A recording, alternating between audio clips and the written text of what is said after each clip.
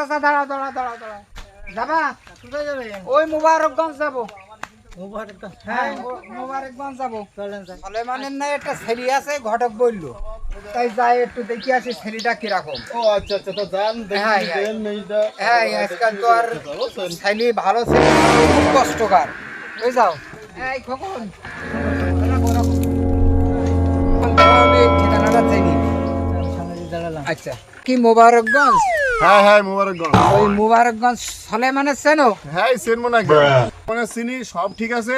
এক কাজ করো দিন, লাইটটা বের করো। লাইট আছে তোমার কাছে? বিড়িটা ধরাই নিয়ে একটু লাইটটা বের করো। আজকালকে ছেলে বিড়ি দেখো, বিড়ি সিগারেট এই সব একেবারে। লাইটটা দাও। তো ওই ঠিকানাটা দাও, আমি একটু সুলেমানের ছেলের ওই বাড়ি যাবো। বলো। তুমি যার হাতে লাইট দিছো বিড়ি ধরানোর জন্য, হ্যাঁ আমি সেই সালেমানের ছেলে, বলো দেখি।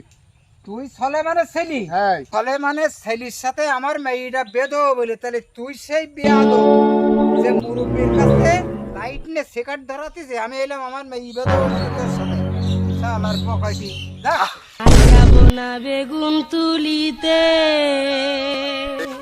তোরা বলবি নি, আগে তো বলবি নি। সব সব শেষ হয়ে গেল একেবারে। ওই চাচার মেয়ের সাথে আমার বিয়ে দেওয়ার কথা ছিল, তুই বলতে পারতিস। হইল না রে, হইলো। আরে আমার আর বিয়ে আর হবে না মনে হয়, একেবারে সব শেষ রে বন্ধু। হলু চল, আমার আর বিয়ে হবে না, আমার আর হবে না রে।